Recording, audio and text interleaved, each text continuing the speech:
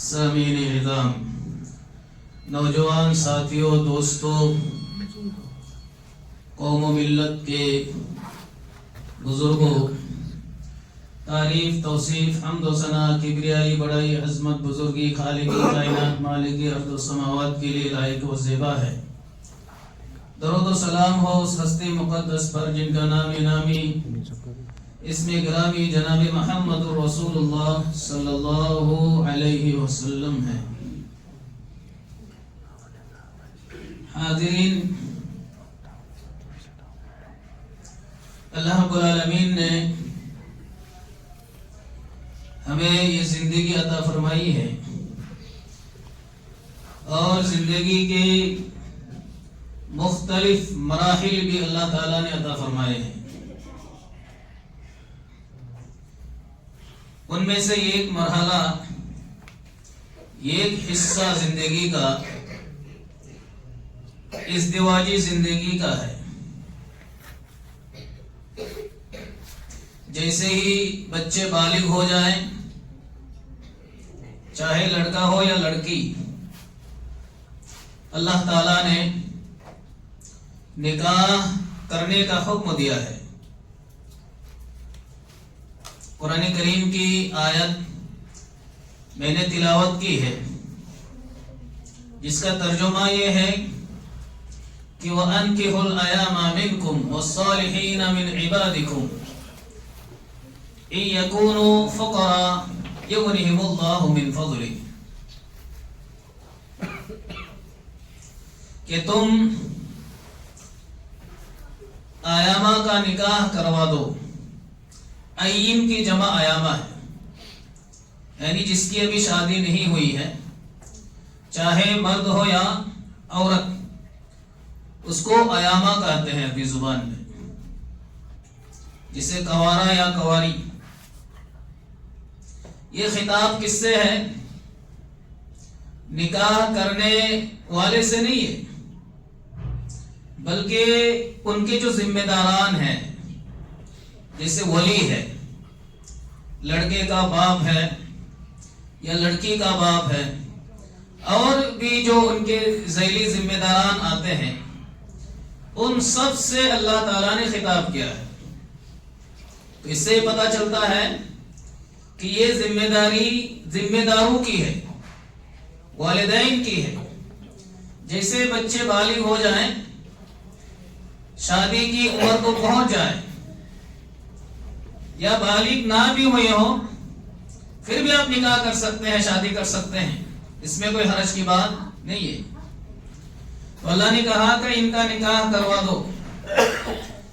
إِن يَكُونُوا فُقَرَاءَ يُغْنِهِمُ اللَّهُ مِنْ فَضْلِهِ، کہ اگر یہ فقیر ہے، فقیر چاہے وہ لڑکا ہو یا لڑکی، يُغْنِهِمُ اللَّهُ مِنْ فَضْلِهِ، اللہ تعالیٰ اپنے فضل سے ان کو مالدار بنا دے گا۔ آیت سے صاف ظاہر ہے کہ شادی سے، نکاح سے مالداری آتی ہے، غربت دور ہوتی ہے، مالوں میں، تجارتوں میں، گھر میں برکتیں ہوتی ہیں، خیر و برکات کا نزول ہوتا ہے۔ إِن يَكُونُوا فُقَرَاءَ، اگر وہ فقیر ہے، مسکین ہے، تو اللہ تعالیٰ جو ہے اپنے فضل سے شادی کے عوض، شادی کے بدلے اللہ تعالیٰ کیا کر دے گا؟ مالدار بنا دے گا۔ تو اس سے ایک تصور یہ ہمیں ملتا ہے کہ شادی بیاہ کے لیے مال کا انتظار کرنا صحیح نہیں ہے۔ جو بہت سارے لوگ مال کا انتظار کرتے ہیں، بچے کی عمر ہوتی جا رہی ہے، 30 پار کر گئی، 40 پار کر گئی، نکاح اس لیے نہیں کرواتے ہیں کہ ابھی سیٹنگ نہیں ہے، ابھی ان کے پاس مال نہیں ہے، ان کے پاس گھر نہیں ہے، اور بھی طرح طرح کے بہانہ مارتے ہیں۔ ہاں، یقیناً اتنا ہونا چاہیے جو اللہ کے رسول صلی اللہ علیہ وسلم کی حدیث ہے، یا معشر الشباب من استطاع منکم الباءۃ فلیتزوج، کہ اے نوجوانوں کی جماعت، تم میں سے جو شادی کی طاقت رکھیں چاہیں کہ وہ شادی کر لے۔ اب یہاں باآ کا مطلب کیا ہے؟ باآ کا دو مفہوم بیان کیے جاتے ہیں. ایک مطلب یہ ہے کہ جسمانی طاقت، جسے ہم قوت باآ کہتے ہیں، جنسی طاقت، اگر وہ نبھانے کی طاقت ہے، حیثیت ہے، تو ایسی صورت میں چاہے مرد ہو یا عورت شادی کر لینی چاہیے، نکاح کر لینا چاہیے. دوسرا مطلب یہ لیتے ہیں کہ باآ سے مراد مال کی طاقت ہے، مال و دولت کی طاقت ہے، یعنی جس کے پاس اتنا ہے کہ اپنی بیوی کو لے کر، شریک حیات کو لے کر رہ سکتا ہے، اس کو کھلا سکتا ہے، پلا سکتا ہے، رہنے کے لیے کچھ ہے، انتظام ہے، تو اس کو چاہیے کیا کر لے؟ وہ شادی کر لے. وہ اس کو پال سکتا ہے، اس کو اپنے مکان پہ یا کرایہ وہ ادا کر سکتا ہے، تو ایسی صورت میں کیا کر لے؟ وہ شادی کر لے. تو اسلام میں شادی کے لیے مال کا انتظار کرنا، دولت کا انتظار کرنا یہ مناسب نہیں ہے. اس سے جوانی کیا ہوتی ہے؟ بچوں کی ختم ہو جاتی ہے، پھر عمر بھی ختم ہو جاتی ہے، پھر طرح طرح کے مسائل، طرح طرح کے جرائم، طرح طرح کی بیماریاں بچوں میں پیدا ہوتی ہے، پھر پورا نظام ہی کیا ہو جاتا ہے؟ ترہم برہم ہو جاتا ہے. اگر وقت پر شادی نہ کی جائے، نظام ہی ترہم برہم ہو جاتا ہے، پوری زندگی اس کی بگڑ جاتی ہے، خراب ہو جاتا ہے. تو شادی کا تصور اسلام میں بہت ہی آسان ہے. اس میں مال کا اعتبار نہیں ہے، غربت کا بھی اعتبار نہیں ہے، بس ہے کہ شادی کے لائق ہو جائے، اس کی شادی کرا دینی چاہیے، اس کا نکاح کرا دینا چاہیے. اللہ رب العالمین نے، جناب محمد رسول اللہ صلی اللہ علیہ وسلم نے اس شادی کو، نکاح کو بہت ہی آسان بنایا ہے.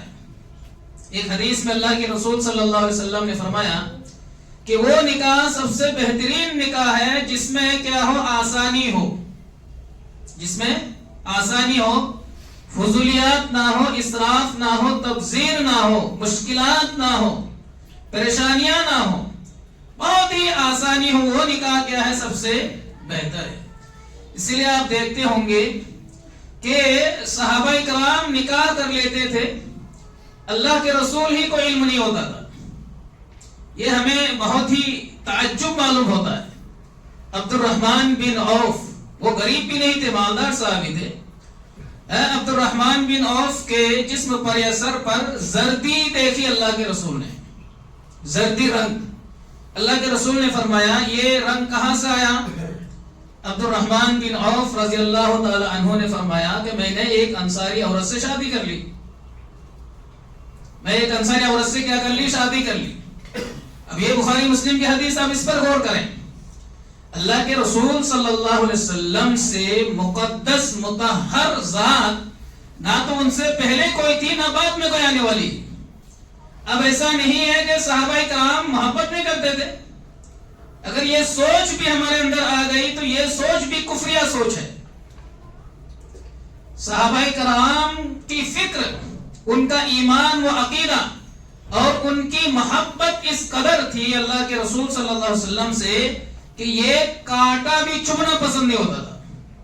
اب اس میں غور کریں، عبد الرحمن بن عوف نے شادی کر لی، نکاح کر لیا، اللہ کے رسول ہی کو علم نہیں ہوا. جب اللہ کے رسول کو پتہ چلا، اللہ کے رسول صلی اللہ علیہ وسلم نے ان کو مبارکبادی دی اور کیا کہا؟ اولیمو ولو بشاتن، تم ولیمہ کرو اگرچہ ایک بکری ہی کیوں نہ ہو. اللہ کے رسول بھی برا نہیں مانے. بتائیے اتنی بڑی ہستی جو ایک نبی ہے، رسول ہے، محترم ہے، مشرف ہے، جن کی محبت میں صحابہ کرام جان دینے کے لیے تیار ہو جاتے تھے، ایک آنچ تک آنے نہیں دیتے تھے، کانٹا بھی چومنے نہیں دیتے تھے، وہ صحابی رسول نکاح کر لیتے ہیں اور اللہ کے رسول کو علم نہیں ہوتا ہے. کیا پیغام ملتا ہے اس سے؟ یعنی اسلام نے یہ پیغام دیا ہے کہ اس میں کتنی آسانی. اب اللہ کے رسول بھی برا نہیں مانے. اب ہمارے یہاں کیا ہوتا ہے رشتہ داروں میں، کیا ہوتا ہے آپ خود ہی اندازہ لگائیے. اس کو بلایا اس کو نہیں بولا، اس کو بلایا اس کو نہیں بولا، اس کی دعوت ملی اس کو دعوت نہیں ملی. اسی دعوت کو لے کر اتنا بڑا اختلاف انتشار ہوتا ہے اور اتنی کشیدگیاں پھیلتی ہے، اتنی نفرتیں پھیلتی ہے جس کی کوئی حد نہیں ہوتی. اب اس سے اندازہ لگائیے شادی کتنا آسان ہے، نکاح کتنا آسان ہے کہ عبد الرحمن بن عوف نے شادی کی، نکاح کے اللہ کے رسول کو علم نہیں ہوا. یہ سب فضول تبذیر، کھانا خرچہ ورچہ، یہ سب اسلام میں نہیں ہے. شادی بہت آسان ہونی چاہیے. آج ہمارے بہت سارے لوگ دلیل دیتے ہیں جہیز کے سلسلے میں. اس خطبے میں ایک دو غلط رسم و رواج جو ہے وہ بیان کرنے کی کوشش کروں گا. اصل میں جو رسم و رواج ہوتا ہے وہ بیان کرنے کے لیے علاقے کا آدمی ہونا چاہیے. بہت سارے رسم و رواج ہیں جو حرام نہیں ہیں، قومی رسم و رواج ہیں. رسم و رواج کے سلسلے میں ایک اصول آپ یاد رکھیں. یہاں کے اندر کے کیا رسم و رواج ہے مجھے صحیح سے علم نہیں ہے. ہر علاقے کے رسم و رواج الگ الگ ہوتے ہیں. زبان بدل جاتی ہے، آب و ہوا بدل جاتی ہے، رنگ نسل بدل جاتا ہے، لوگوں کی تہذیب بدل جاتی ہے، تہذیب تمدن بدل جاتی ہے، رسم و رواج بھی بدل جاتا ہے. تو اصل میں رسم و رواج کے سلسلے میں اصل قاعدہ کیا ہے؟ جائز ہے. اصل قاعدہ جائز ہے.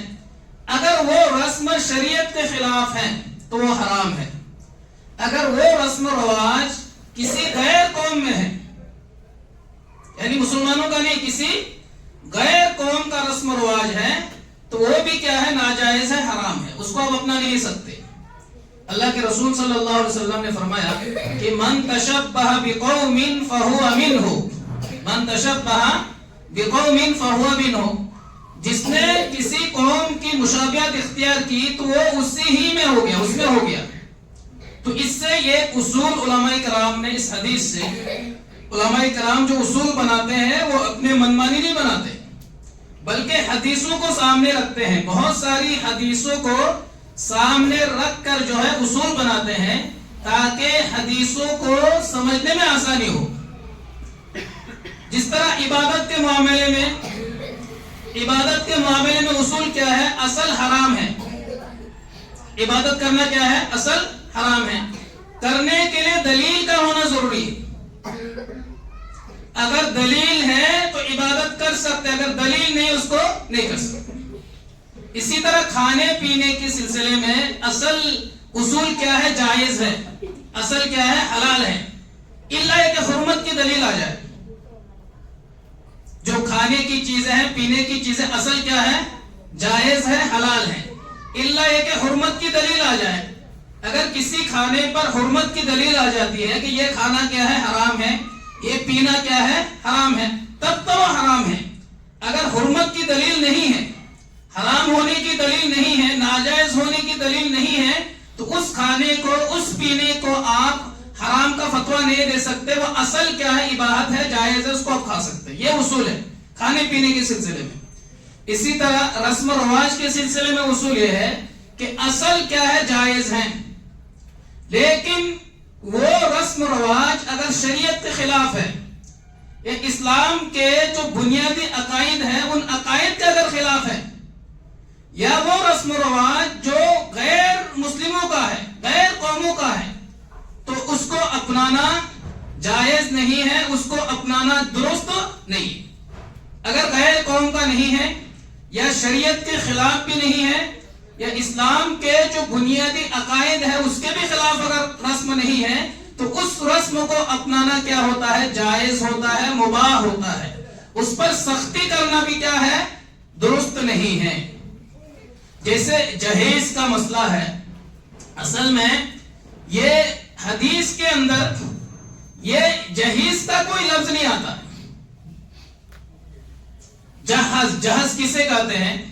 سامان تیار کرنے کو، کیونکہ یہ عرب میں رواج ہی نہیں تھا نا.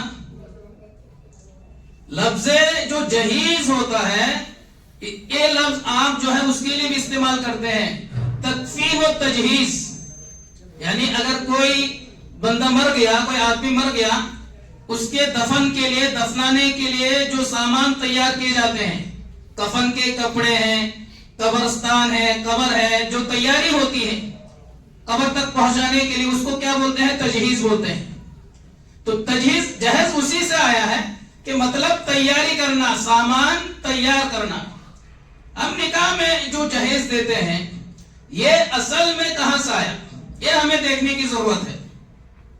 یہ اصل میں ہندوؤں سے یہ رواج آیا، ہندوؤں سے۔ ہندوؤں میں بچیوں کو، لڑکیوں کو وراثت دینے کا اصول نہیں ہے۔ وہ کیا کرتے ہیں؟ شادی کے وقت ہی جو کچھ دینا ہوتا ہے بیٹی کو وہ سب کچھ دے کر الوداع کر دیتے ہیں، بعد میں وراثت نہیں دیتے۔ وراثت ان کے ہاں ہے ہی نہیں، بچیوں کے لیے، لڑکیوں کے لیے۔ لیکن اسلام میں کیا ہے؟ وراثت ہے۔ چونکہ ہم ہندوستان میں رہتے ہیں، ہند پاک بر صغیر میں یہ جہیز کا مسئلہ عروج پر ہے، اور یہ طریقہ، یہ رواج مسلمانوں نے ہندوؤں سے لیا ہے۔ جہیز دیتے ہیں، بیٹیوں کو وراثت نہیں دیتے، بالکل ہو بہو یہ ہندوؤں کا طریقہ ہے۔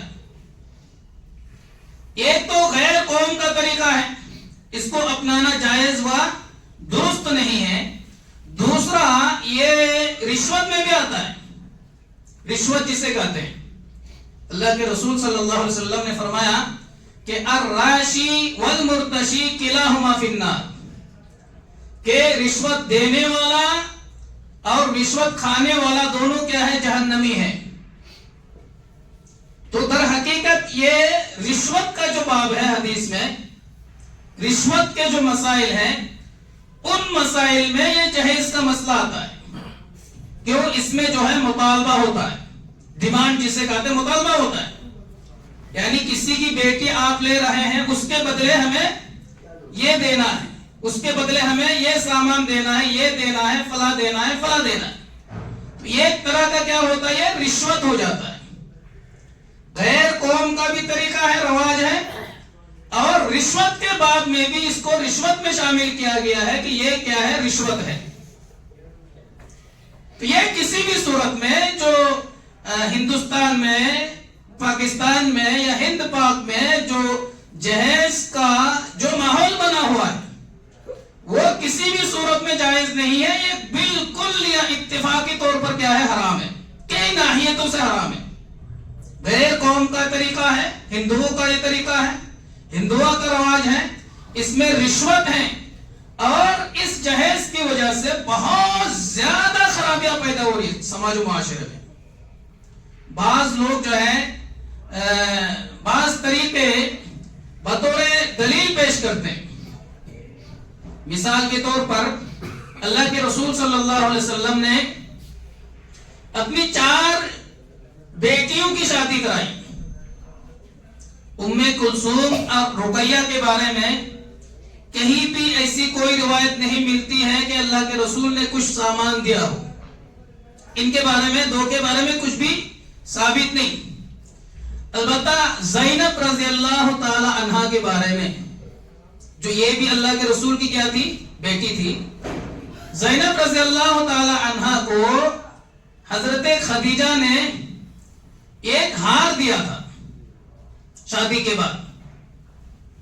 اب اسی ہار کو جنگ بدر میں جب ان کا شوہر ابو العاص قیدی بن گیا جنگ بدر میں، حضرت زینب نے اپنے شوہر کو چھڑانے کے لیے اس ہار کو بھیجا فدیہ کے طور پر۔ اللہ کے رسول صلی اللہ علیہ وسلم نے صحابہ کرام سے مشورہ کرنے کے بعد اس ہار کو کیا کر دیا؟ واپس کر دیا۔ ایک دلیل یہ دیتے ہیں بعض لوگ، اور بعض لوگ جو ہے حضرت فاطمہ رضی اللہ تعالی عنہا کے بارے میں ایک روایت ہے، اس کو سمجھنے میں غلطی کر جاتے ہیں۔ اللہ کے رسول صلی اللہ علیہ وسلم نے بعض چیزیں حضرت فاطمہ رضی اللہ تعالی عنہا کو خرید کر دی تھی، اس میں کوئی شک نہیں، خرید کر دی تھی۔ جیسے تکیہ ہے، پانی کی مشک ہے، اسی طرح چادر ہے، دو تین چیزوں کا ذکر ملتا ہے جو گھریلو چیزیں ہیں. یہ چیزیں اللہ کے رسول صلی اللہ علیہ وسلم نے خرید کر کے حضرت فاطمہ رضی اللہ تعالی عنہ کو دی تھی. تو لیکن اس میں یہ بھی صراحت ہے کہ یہ چیزیں حضرت علی رضی اللہ تعالی عنہ نے فاطمہ کو مہر میں جو ایک ڈھال دی تھی اسی ڈھال کو فروخت کر کے اللہ کے رسول نے دی. یعنی مہر کس کا تھا؟ حضرت فاطمہ کا تھا. نکاح میں حضرت علی نے بطور مہر ایک ڈھال دی تھی, اسی کو فروخت کر کے اللہ کے رسول صلی اللہ علیہ وسلم نے حضرت فاطمہ کو یہ چیزیں دی تھی. تو ان دو روایتوں سے زیادہ اتنی بات معلوم ہوتی ہے کہ اگر داماد کیا ہے بہت غریب ہے یا نادار ہے, آپ جو ہے بطور مدد ان کا تعاون کر سکتے ہیں, بطور مدد تعاون کر سکتے ہیں. جیسے آپ اپنے بیٹوں کا تعاون کرتے ہیں, گھر میں رہتے ہیں, اگر وہ بیمار پڑ گئے, اگر وہ غریب ہیں, اگر آپ تعاون کریں, ان کی مدد کریں, کاروبار میں, تجارت میں, بزنس وغیرہ میں آپ نے کچھ مدد کر دی, کوئی حرج کی بات نہیں بلکہ اچھی بات ہے, اپنے مدد کی ہے. رشتوں میں بیٹا بہت قریب ہے, رشتہ داروں میں اس سے قریب رشتہ دار کون ہو سکتا ہے. اسی طرح جس کے ہاتھ میں آپ نے بیٹی دی ہے, اگر داماد کیا ہے غریب ہے, مسکین ہے, فقیر ہے, یا ان کے پاس کچھ نہیں ہے, آپ نے بطور مدد نکاح کے بعد اس نیت سے دیا ہے تاکہ میری بیٹی جو ہے امن سکون کے ساتھ رہے, ان کو کوئی خاص دقت نہ ہو, تو بطور مدد زیادہ سے زیادہ آپ دے سکتے ہیں, اس میں کوئی حرج کی بات نہیں. لیکن جہیز میں یہ معاملہ نہیں ہوتا ہے. جہیز میں ڈیمانڈ ہوتا ہے باضابطہ, ہمیں یہ دینا ہے, فلاں دینا ہے, اتنی دولت دینی ہے, اتنے پیسے دینے ہیں. بعض لوگ اگر صراحت کے ساتھ اگر مطالبہ نہیں بھی کرتے ہیں, ڈیمانڈ اگر صراحت کے ساتھ نہیں کرتے ہیں لیکن اشارہ کنایہ سے کرتے ہیں, اگر وہ بھی نہیں کرتے ہیں تو جو لڑکی کا باپ ہوتا ہے اس کے دل و دماغ میں ایسا خوف طاری رہتا ہے کہ نہ جانے میری بیٹی کے ساتھ کیا ہو جائے شادی نکاح کے بعد اگر کچھ نہ دو تو. کیونکہ تان و تشنی بہت زیادہ ہوتا ہے, عورتیں بھی بہت زیادہ پریشان کرتی ہیں. خاندان کی جو عورتیں ہوتی ہیں وہ آتے ہی بولنے لگتی ہیں مائکہ سے کیا لائی, ابو نے کیا دیا, اگر کچھ نہیں دیا تو لان تان, اشارہ کنایہ میں مذاق اڑانا, ذلیل کرنا, حقارت کی نگاہ سے دیکھنا, اور طرح طرح کی باتیں ہوتی ہے جس سے وہ لڑکی وہ بچی کیا ہو جاتی ہے, ذہنی طور پر پریشان ہو جاتی ہے.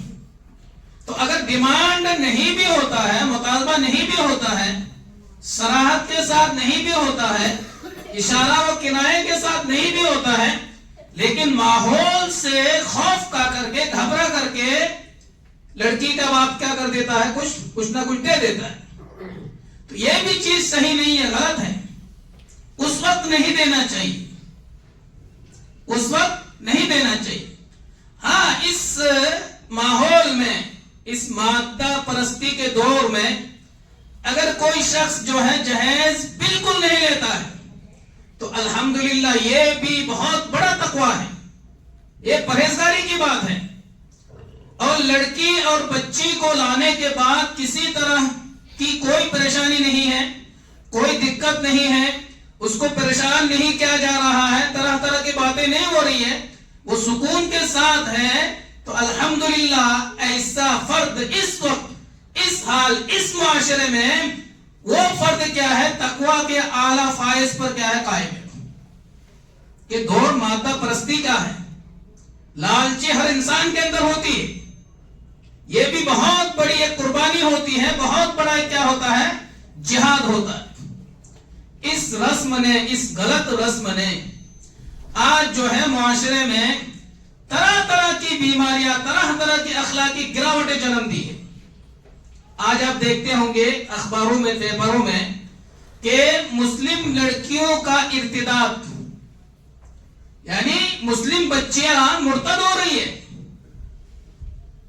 اس پر جو ہے تحریک بھی چلی، مسلم بچیاں کیا ہے مرتد ہو رہی ہیں، اور کئی پروگرامز پہ ہوئی۔ اب وہ مرتد کیوں ہو رہی ہے، اس کے اسباب کیا ہے، ان پہ غور فکر کرنے کی ضرورت ہے۔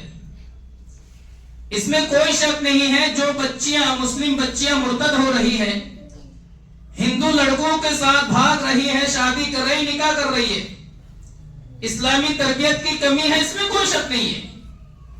اس گھر میں اسلامک ماحول نہیں ہے، اسلامی تربیت نہیں ہے، دین و شریعت کا ماحول نہیں ہوگا، تبھی ایک بچی جو ہے مسلم خاندان سے مسلم ہونے کے بعد ایک ہندو لڑکی غیر مسلم کے ساتھ نکاح کرنے کے لیے تیار ہو جاتی ہے۔ لیکن وہاں یہ بھی سبب ہے، وہاں یہ بھی سبب ہے، جو بچیاں غریب ہوتی ہیں، جو بچیاں غریب ہوتی ہیں، جن کے والدین رکشہ چلاتے ہیں، ٹھیلا چلاتے ہیں، مزدوری کرتے ہیں، وہ 10 لاکھ 15 لاکھ 20 لاکھ جہیز کہاں سے دے، وہ کہاں سے اتنا بڑا جہیز دیں گے؟ ان بچیوں کے ذہن میں یہ بات ہوتی ہے کہ میرے والد جو ہے اتنا بڑا رقم بطور جہیز نہیں دے سکتے۔ وہ لڑکیاں جدھر چاہتی ہے کسی بھی لڑکے کے ساتھ وہ فرار ہو جاتی ہے، اور یہاں تک کہ مشاہدے میں، تجربے میں یہ بھی بات آئی ہے کہ بعض والدین جو ہے وہ اجازت بھی دے دیتے ہیں، چاہے تم کسی کے ساتھ کیا کر لو، نکاح کر لو، شادی کر لو، ہمیں کوئی اعتراض نہیں۔ کیوں دیتے ہیں؟ وہ مجبوراً دیتے ہیں، ان کو پتا ہے کہ میں مزدور ہوں اور میری جو کمائی ہے وہ مشکل سے بچوں کی وہ کفالت کر پاتے ہیں۔ ایسی صورتحال میں وہ والد، وہ ذمہ دار اپنے بچوں کا نکاح کیسے کر سکتے، اتنا بڑا جہیز، اتنا بڑا رقم دے کر کے؟ انسان مجبور ہو جاتا ہے۔ آپ دیکھتے ہوں گے بہت سارے لوگوں کو بھیک مانگنے پر مجبور کر دیتے ہیں، بھیک مانگتے ہیں، مسجدوں میں جا کے بیٹیوں کے نام سے بھیک مانگتے ہیں۔ بیٹی کا نکاح ہے، کیوں بھیک مانگتے ہیں؟ کیوں مانگتے ہیں؟ معاشرے کے غلط رسم و رواج نے ان کو مجبور کر دیا۔ یہ بھیک مانگ کر کے لے جاتے ہیں اور رشتہ داروں کو کھلاتے ہیں، اور رشتہ دار آرام سے کھاتے ہیں، آرام سے کھاتے ہیں اسی مال کو، بھیک مانگ کر لایا۔ پھر بھی لوگوں کو شرم حیا نہیں آتی ہے، لیکن کھانا ہے اس بچی کے باپ سے۔ یہ صورتحال ہے مسلم معاشرے کا۔ یہ تصورات، یہ خیالات، یہ رسم و رواج اللہ کے رسول صلی اللہ علیہ وسلم کے دور میں بالکل نہیں تھا۔ اللہ رب العالمین نے قرآن کریم کے اندر بیان فرمایا ہے کہ یا ایھا الذین آمنوا لا تأکلوا اموالکم بینکم بالباطل، اے وہ لوگوں جو ایمان لائے ہو، تم ایک دوسرے کا مال باطل طریقے سے نہ کھاؤ۔ اب یہ جہیز کیا ہے؟ ایک باطل طریقہ ہے، ایک باطل طریقہ ہے۔ کسی بھی صورت میں ڈیمانڈ کرنا، مانگنا بچی لڑکی کے باپ سے کسی بھی صورت میں جائز نہیں ہے۔ آپ نے مطالبہ کیا، مجبور ہو کر اس نے دے بھی دیا، تو یہ مال کیا ہوگا؟ حرام ہوگا۔ دوسری جگہ پر اللہ نے کہا کہ اگر اس مال کو کھاتے ہو اپنے پیٹ میں جہنم کی آگ بھرتے ہو۔ اگر باطل طریقے سے آپ نے مال کیا، باطل طریقے سے مال کھانے کی کئی صورتیں ہیں، ان میں سے ایک صورت اس وقت معاشرے میں کیا ہے؟ جہیز بھی ایک باطل طریقہ ہے۔ اس طریقے سے اگر کوئی سامان لیتا ہے، مال کھاتا ہے، پیسے لیتا ہے، دولت لیتا کسی سے، باطل ہونے میں کوئی شک شبہ نہیں ہے۔ ہمیں اس لعنت سے بچنے کی ضرورت ہے۔ بہت ساری بچیاں خصوصاً شہروں میں، گاؤں میں یہ کم ہے، شہروں میں اب گاؤں میں بھی یہ چیز عام ہونے لگی ہے۔ بعض علاقوں میں اتنی شدت نہیں ہے جہیز کی، لیکن اب چونکہ یہ انٹرنیٹ کا زمانہ ہے، سوشل میڈیا کا زمانہ ہے، اب شہروں میں جو اتنا بھاری بھرکم جہیز دیتے ہیں، یہ ساری چیزیں فارورڈ ہوتی۔ اب گاؤں دیہات میں رہنے والے لوگوں کا بھی مزاج بدل رہا ہے، وہاں بھی ڈیمانڈ ہونے لگا، وہاں بھی لوگ مجبور ہو رہے ہیں۔ یہ بہت غلط طریقہ ہے، اس کو بند کرنے کی ضرورت ہے, ختم کرنے کی ضرورت ہے. بہت ساری بچیاں کنواری ہو کر مر جاتی, عمر جو ہے 40-45 سال تک ہو جاتی ہے, شادی نہیں ہوتی. کیوں نہیں ہوتی ہے؟ ان کے والدین جو ہے وہ جہیز ہی تیار نہیں کر پاتے. کہیں نہیں, بلکہ یہ محسوس ہوتا ہے کہ ایک آدمی جو کماتا ہے, کمانے کا بنیادی مقصد یہ ہے کہ بیٹیوں کا نکاح کرنا ہے. بنیادی مقصد بن گئے کمانے کا, صرف نکاح کرنا ہے. شادی بیاہ کے لیے کما رہے ہیں, کسی اور کام کے لیے نہیں کما رہے, بلکہ بچوں کو شادی کرانا ہے, نکاح کرانا ہے, اس لیے کما رہے. پوری زندگی صرف کر دیتا ہے. کتنی شدت اور کتنا ظلم معاشرے میں آ چکا ہے. اللہ کے رسول صلی اللہ علیہ وسلم کی ایک حدیث ہے, ظلم جو ہے قیامت کے دن اندھیرا بن کر آئے گا. یہ ظلم ہے, اندھیرا بن کر آئے گا. شادی بیاہ میں بہت ساری چیزیں ایسے ہوتی ہے جو کوئی ضرورت ہمیں نہیں ہوتی. اسراف و تبذیر کرتے ہیں. اسراف کا مطلب یہ ہے کہ وہ چیز جائز ہے, کر سکتے ہیں, لیکن حد سے تجاوز آپ کر رہے ہیں. جتنی کی ضرورت نہیں ہے اتنا آپ کر رہے ہیں, اس کو کہتے ہیں اسراف. اور تبذیر کہتے ہیں جو حرام کردہ چیزیں ہیں ان چیزوں میں آپ خرچہ کر رہے ہیں. حرام کردہ چیز جیسے گانا ہے, ڈانس ہے, اور طرح طرح کے پروگرام شادیوں میں کرتے ہیں, نکاح میں کرتے ہیں. یہ ساری چیزیں کیا ہے؟ حرام چیزوں میں آتی ہے. یہ سب تبذیر ہے, اسراف نہیں ہے. آج دیکھیں شادیوں میں کیا کرتے ہیں, وہ مکمل نکاح کا فلم بھی بناتے ہیں, ویڈیو. دلہا کہاں ہے, دلہن کہاں ہے, نکاح پڑھانے والا کہاں ہے, کھانا کیسے کھا رہے ہیں, لقمہ کیسے اندر دے رہے ہیں. ان تمام چیزوں کو نوٹ کرتے ہیں ویڈیو کے ذریعے سے. اب بتلائیے یہ ویڈیو کی ضرورت کیا ہے نکاح میں, شادی میں کیا ضرورت ہے ویڈیو کی, کیا مقصد ہے؟ یہی پورا پروگرام بعد میں کیا کرتے ہیں, لڑکا اتنا بے غیرت اپنی بیوی کو دکھاتا, دیکھو اس کے ساتھ میری شادی ہوئی, کتنا اچھا جوڑا پہنی ہوئی ہے, اس کے ساتھ یہ میری سالی ہے, یہ ہے وہ ہے, سب کو دکھاتا ہے, اپنی بیوی کو دکھاتا ہے.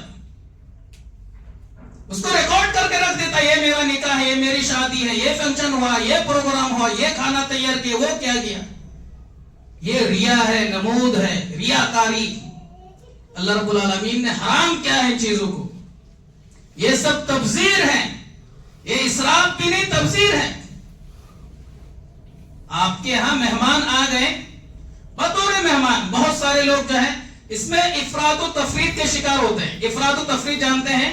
افراط کا مطلب بہت زیادہ بڑھا دینا, تفریط کا مطلب گھٹا دینا. مثال کے طور پر یہ خطبہ ہے, جسے منگری کہتے ہیں, خطبہ کہتے ہیں. لڑکا آیا دیکھنے کے لیے, لڑکا کے ساتھ, لڑکے کے ساتھ اس کے والد بھی آئے ہیں, 2-4 لوگ اور آ گئے ہیں دیکھنے کے لیے. دیکھنا چاہیے, اللہ کے رسول نے دیکھنے کا حکم فرمایا ہے. اب بہت سارے لوگ کیا کرتے ہیں, وہاں بھی جا کر کھانا نہیں کھاتے. ہم تو نہیں کھائیں گے, کھانے کا ثبوت نہیں ہے, یہ تشدد نہیں. اور کیا ہے؟ اللہ کے رسول صلی اللہ علیہ وسلم نے کیا فرمایا, من کان یؤمن باللہ والیوم الآخر فلیکرم ضیفہ. جو شخص اللہ اور اس کے رسول پر ایمان رکھتا ہے چاہیے کہ وہ مہمان کی مہمان نوازی کرے, تکریم کرے. 2-4 لوگ آ گئے دیکھنے کے لیے, کوئی حرج کی بات نہیں ہے.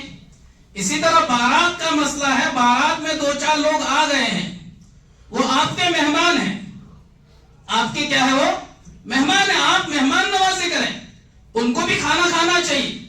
لیکن جو بارات کا تصور ہے کہ ہم اتنا ہی جائیں گے, ہم 100 جائیں گے, ہم 50 جائیں گے, لڑکی کے باپ کو پریشان کرتے ہیں انتظام کرنے پر, اتنا تو کرنا ہی پڑے گا آپ کو. یہ طریقہ صحیح نہیں ہے, یہ طریقہ صحیح نہیں ہے. شادی بھی, نکاح بھی ایک خوشی کا موقع ہے. ایک حدیث ہے, ٹائم ختم ہوتے جا رہا ہے. اللہ کے رسول صلی اللہ علیہ وسلم نے فرمایا کہ کہ فصل الحلال والحرام الدف والصوت فی النکاح، کہ حلال اور حرام نکاح میں فرق یہ ہے کہ جس میں دف بجایا جائے اور اعلان کیا جائے. جو دف بجانا کس سے کہتے ہیں؟ اس کی اور کئی حدیثیں ہیں. یعنی چھوٹی چھوٹی جو بچیاں ہوتی وہ قومی ترانہ، شعر و شاعری، ایسا شعر و شاعری یا گیت جو اسلام کے خلاف نہیں ہے یا جس میں جذبات کو نکھارنے والے اشعار نہیں ہیں، جو گندے الفاظ نہیں ہیں، تو یہ چیز اللہ کے رسول صلی اللہ علیہ وسلم نے مباح قرار دیا، بلکہ حلال اور حرام شادی کے درمیان یہ فصل قرار دیا کہ جس شادی میں اعلان ہوگا، جس شادی میں دف بجے گا، مان لو کہ وہ شادی کیا ہے؟ حلال شادی ہے، لوگوں کو پتا چل گیا. اب یہ طریقہ اگر کوئی اختیار کر لیتا ہے، ہلکی پھلکی وہ خوشی منا لیتا ہے، 2-4 لوگ وہاں سے آ جاتے ہیں نکاح کے موقع پر یا شادی کے موقع پر جس میں کوئی مطالبہ نہیں ہے، یا کبھی کبھار ایسا ہوتا ہے کہ جو لڑکی کا باپ ہوتا ہے وہ خوشی سے کتنے لوگوں کو بلا لیتے ہیں، خوشی کا موقع ہے وہ بلا لیتے ہیں، 2-4 لوگوں کو بلا لیتے ہیں، ایسا ماحول ہوتا ہے تاکہ مہمانوں کے ساتھ کیا کریں؟ بات چیت کریں. تو ایسی صورت میں ایسی بھی بات نہیں ہے کہ آپ ان کا کھانا کھا ہی نہیں سکتے.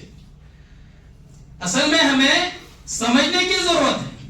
تو بعض لوگ جو ہے بالکل تشدد کے شکار ہیں، اور بعض لوگ جو ہے اتنا بڑھا چڑھا دیتے ہیں شادی بیاہ میں، جو حرام کردہ چیزیں ان کو بھی کیا کر دیتے ہیں؟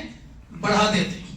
اسی طرح ہمارے دل و دماغ میں ایک چیز ہے، کئی چیزیں ہو سکتا آئندہ جمعہ کو پھر بیان کروں. ایک چیز ہمارے دل و دماغ میں یہ ہے کہ مسجد میں نکاح کرنا سنت ہے. مسجد میں نکاح کرنا کیا ہے؟ سنت ہے، اجر و ثواب زیادہ ہے. مسجد میں سنت سمجھ کر کے نکاح پڑھانا بدعت ہے. ہم سنت ایسے کہہ دیتے ہیں، سنت کی تعریف بھی پتہ نہیں، اور بہت سارے لوگ تو ان کو بدعت بھی کہہ دیتے ہیں، رسم و رواج کو بدعت بھی کہہ دیتے ہیں، ان کو بدعت کی تعریف پتہ نہیں، بدعت کسے کہتے ہیں؟ جو بدعت نہیں ہے اس کو بدعت کہنا بھی ایک بدعت ہے. یہ غلط رسم و رواج کوئی دین سمجھ کے نہیں کرتا، کوئی بھی دین سمجھ کے نہیں کرتا اس میں ہمیں ثواب مل رہا ہے، اس میں اجر و ثواب مل رہا ہے. بدعت کس سے کہتے ہیں؟ اللہ کے رسول ایک حدیث کے اندر بدعت کی تعریف فرمائی ہے، من احدث فی امرنا ھذا ما لیس منہ فہو رد. جو آدمی دین سمجھ کر کے ایسا کام کرے جو کام شریعت میں نہیں ہے، قرآن میں نہیں ہے، حدیث میں نہیں ہے، جس کی مثال صحابہ کرام کے دور میں بھی نہیں ملتی، وہ بدعت ہے. وہ کیا ہے؟ بدعت ہے. لیکن جس کام میں دین کا کوئی تصور ہی نہیں ہے، اجر و ثواب کا کوئی تصور نہیں ہے، اجر و ثواب کا کوئی عقیدہ ہی نہیں ہے، اس کو آپ بدعت نہیں کہہ سکتے، وہ بدعت نہیں ہے. اسی طرح آپ دیکھیں اللہ کے رسول صلی اللہ علیہ وسلم نے 4 بیٹیوں کی شادی کرائی، مسجد میں کرائی. اللہ کے رسول نے خود اپنا نکاح مسجد میں کرایا، کبھی صحابہ کرام نے اپنا نکاح مسجد میں کرایا. آپ سنت کا فتویٰ کس بنیاد پر دے رہے؟ سنت ہے. مسجد میں نکاح کرانا سنت ہے. اب سنت کہنے کے لیے ہمیں دلیل چاہیے نا. سنت کا مطلب یہ ہے اس میں اجر و ثواب ملے گا، وہ عبادت ہے، اور عبادت کے لیے دلیل کا ہونا کیا ہے؟ ضروری ہے. ایسے ہی بہت ساری باتیں ایسے ہوتی ہیں جنہیں ہم سنت کا نام دے دیتے سنت ہیں. بہت ساری بدعتیں ہوتی ہیں جنہیں ہم سنت کا نام دیتے ہیں، جو سنتیں نہیں ہوتی. مسجد میں نکاح انسان پڑھا سکتا، جائز ہے، لیکن سنت افضل مسنون سمجھ کر کے اگر کوئی پڑھاتا ہے تو اس کے لیے دلیل چاہیے. یہ دلیل نہیں، ایک روایت آتی ہے اس میں بھی جو ہے ان کی نیت یہ نہیں تھی کہ عورت تھی، آئی تھی، اللہ کے رسول بیٹھے ہوئے تھے، ان کی نیت یہ نہیں تھی کہ میرا نکاح مسجد میں پڑھایا جائے، وہ الگ مسئلہ ہے. لیکن ہاں جائز ہے، جائز تو ہر جگہ ہے. آپ جہاز پر بیٹھے ہوئے نا، وہاں بھی نکاح جائز ہے. جو نکاح کی شرائط ہے، جو گواہ ہے، وہاں بھی آپ نکاح کر سکتے، وہاں بھی جائز ہے. سفر میں بھی جائز ہے، مسجد میں بھی جائز ہے. لیکن مسنون اور افضل کہنا یہ سراسر کیا ہے؟ بدعت ہے. اللہ رب العالمین سے دعا ہے کہ اللہ تعالی ہمیں ان تمام باتوں پر عمل کرنے کی توفیق عطا فرمائے.